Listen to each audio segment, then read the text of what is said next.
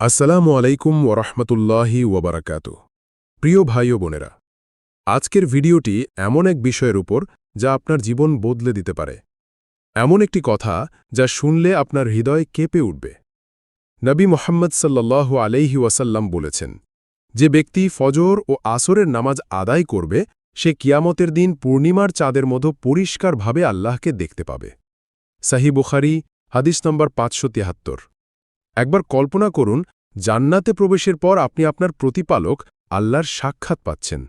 পূর্ণিমার চাঁদের মতো ঝলমলে, পরিপূর্ণ এবং শান্ত আলোকছটা, আল্লাহ নূর। আপনি কি ফজর ও আসরের নামাজ সবসময় পড়েন? কমেন্টে লিখুন, আমি ফজর ও আসরের নামাজ নিয়মিত পড়ি, অথবা আজ থেকে আমি নিয়মিত হব ইনশাআল্লাহ। এই হাদিসটি আমাদের এমন এক গোপন রহস্যের কথা জানায় যা জান্নাতের উচ্চস্থানে যাওয়ার অন্যতম চাবিকাঠি। নবীজি আরও বলেন, তোমরা তোমাদের প্রভুকে দেখতে পাবে যেমন তোমরা পূর্ণিমার চাঁদ দেখো, দেখতে গিয়ে কোনো সমস্যা হবে না। সহিহ বুখারী ও মুসলিম।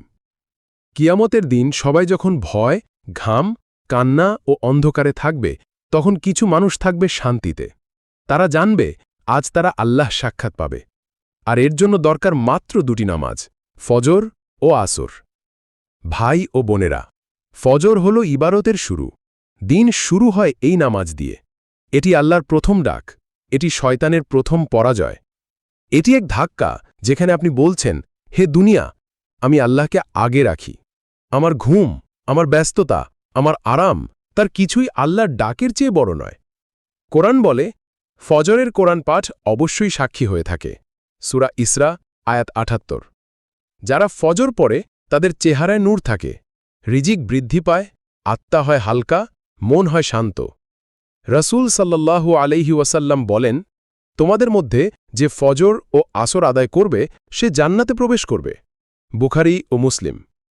আসর এমন এক নামাজ যার সময় আমরা দুনিয়ার ব্যস্ততায় ডুবে থাকি।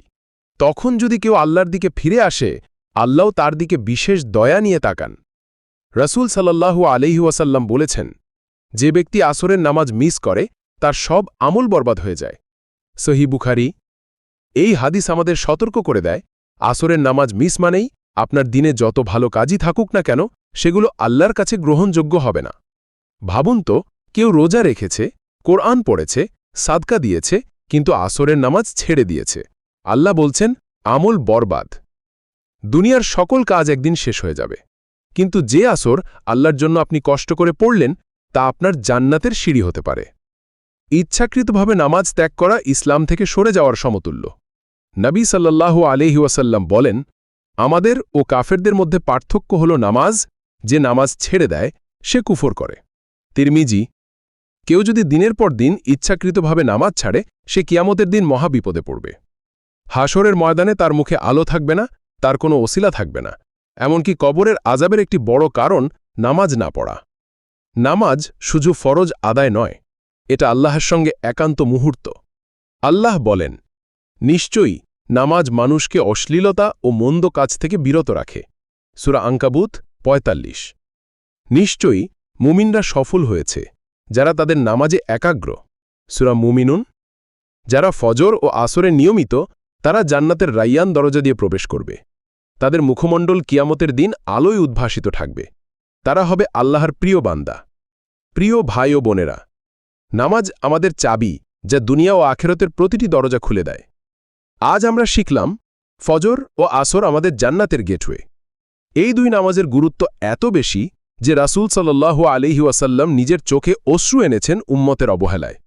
যারা এগুলো ত্যাগ করে তারা ইসলামের বাইরে যাওয়ার ঝুঁকিতে থাকে, আর যারা এগুলো ধরে রাখে তারা হবে আল্লাহর প্রিয়জন।